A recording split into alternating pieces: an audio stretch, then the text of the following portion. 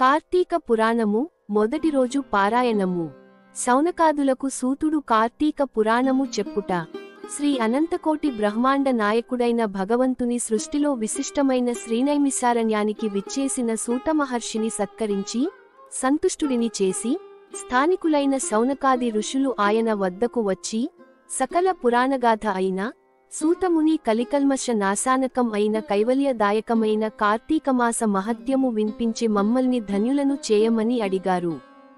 వారి కోరికను మన్నించిన వ్యాసశిష్యుడు అయిన సూతమహర్షి, శౌనకాదులారా, మా గురువుగారైన భగవాన్ వేదవ్యాస మహర్షులవారు ఈ కార్తీక మహత్యాన్ని అష్టాదశ పురాణాలలోని స్కంధ, పద్మపురాణాలు రెండింటిలోనూ తెలియజేసి ఉన్నారు. ఋషిరాజైన శ్రీ వశిష్ఠుల వారిచే రాజమహర్షి ఆయన జనకుడికి స్కాంద పురాణంలోనూ, హేలా విలాసాల బాలామణి అయిన సత్యభామకు, లీలామానుష విగ్రహుడు అయిన శ్రీకృష్ణ పరమాత్మచేత పద్మపురాణంలోనూ ఈ కార్తీక మహత్యం సవిస్తరంగా చెప్పబడింది. మన అదృష్టం వలన నేటి నుంచే కార్తీకమాసం ప్రారంభం కాబట్టి ప్రతిరోజు నిత్యపారాయణగా ఈ మాసం అంతా కార్తీక పురాణ శ్రవణం చేసుకుందాము. ముందుగా స్కాంద పురాణంలోని వశిష్ఠ మహర్షిచే కార్తీక మహత్యాన్ని వినిపిస్తాను, వినండి అని చెప్పడం మొదలుపెట్టాడు. జనకుడు వశిష్ఠుని కార్తీక వ్రత ధర్మము గురించి అడగడం. పూర్వం ఒకసారి సిద్ధాశ్రమంలో జరుగుతున్న యాగానికి అవసరమైన ద్రవ్యాల కోసం వశిష్ఠ మహర్షి జనక మహారాజు ఇంటికి వెళ్ళాడు. జనకునిచే మర్యాదలు అందుకుని తను వచ్చిన విషయాన్ని ప్రస్తావించాడు. అందుకు జనకుడు ఆనందంగా అంగీకరించి, మహర్షి, మీ యాగానికి ఎంత ద్రవ్యం కావాలన్నా నిరభ్యంతరంగా ఇస్తాను. కాని సర్వపాపహరమైన ధర్మ సూక్ష్మాన్ని నాకు తెలియజేయండి. సంవత్సరంలోని సర్వ మాసాల కంటే కార్తీక మాసం అత్యంత మహిమాన్వితమైనదని చెబుతూ ఉంటారు కదా, ఆ నెలకి అంతటి ప్రాముఖ్యత ఎలా కలిగింది? ఆ వ్రతం ఉత్కృష్ట ధర్మం ఏ విధంగా అయింది అని అడిగాడు. దానికి వశిష్ఠుడు జ్ఞానహాసం చేస్తూ ఇలా తెలిపాడు.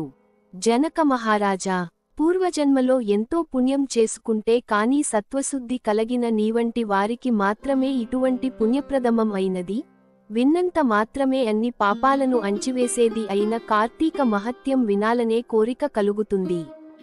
విశ్వశ్రేయస్సును దృష్టిలో ఉంచుకుని నీవు అడిగిన సంగతులను చెబుతాను, విను. కార్తీకమాసంలో సూర్యుడు తులాసంక్రమణంలో ఉండగా సహృదయంతో ఆచరించే స్నానం, దానం, జప, పూజలు విశేష ఫలితాలు ఇస్తాయని తెలుసుకో. ఈ కార్తీక వ్రతాన్ని తులసంక్రమణాదిగా కాని శుద్ధ పాడ్యమి నుంచి కాని ప్రారంభించాలి. ముందుగా శ్లోకం నిర్విఘ్నం కురుమే దేవా దామోదర నమోస్తుతే. ఓ దామోదరా, నా ఈ వ్రతం నిర్విఘ్నంగా పూర్తి చేయి అని నమస్కార పూర్వకంగా సంకల్పించుకుని కార్తీక స్నానం ప్రారంభించాలి. కార్తీకంలో సూర్యోదయ వేళ కావేరీ నదిలో స్నానం చేసిన వారి పుణ్యం చెప్పలేనిది. సూర్యుడు తులారాశిలో ప్రవేశించగానే గంగానది ద్రవరూపం ధరించి సమస్త నదీజలాలలో చేరుతుంది. సరస్సులు, సెలయేర్లు, చెరువులు, జలాశయాల్లో కూడా విష్ణువు వ్యాపించి ఉంటాడు. బ్రాహ్మణుడు అయినవాడు కార్తీకమాసంలో నదికి వెళ్లి హరి ధ్యానం చేస్తూ కాళ్ళు, చేతులు కడుక్కుని ఆచమనం చేసి శుద్ధాత్ముడై మంత్రయుక్తంగా భైరవ ఆజ్ఞను తీసుకుని మొలలోతు నీటిలో నిలబడి స్నానం చేయాలి. తరువాత దేవతలకు, ఋషులకు తర్పణాలు వదలాలి. తరువాత మంత్రజపంతో బొటన వ్రేలి కొనతో నీటిని కలిపి 3 దోసిళ్ల నీళ్లు గట్టుమీదకి చిమ్మి తీరం చేరుకోవాలి. చేరగానే కట్టుబట్టలను పిండాలి. దీన్నే యక్ష్ముతర్పణం అంటారు. తరువాత ఒళ్ళు తుడుచుకుని పొడివి, మడివి తెల్లబట్టలు వేసుకుని హరిస్మరణ చేయాలి. గోపీచందనంతో 12 ఊర్ధ్వ ఉండ్రాళ్లు ధరించి సంధ్యావందన గాయత్రీ జపం ఆచరించాలి. ఆ తరువాత ఔపాసన చేసి బ్రహ్మయజ్ఞం ఆచరించి తన తోటలోనుంచి చక్కటి పువ్వులను తెచ్చి శంఖ, చక్రధారి అయిన విష్ణువును సాలగ్రామంలో భక్తిగా షోడ్సోపచారాలతో పూజించాలి. అటు తరువాత కార్తీక పురాణం చదవటం కాని వినటం కాని ఆచరించే వాడై ఇంటికి చేరి దేవతార్చన, దీపార్చన చేసి భోజనం చేసి ఆచమనం చేసి తిరిగి పురాణ కాలక్షేపం చేయాలి.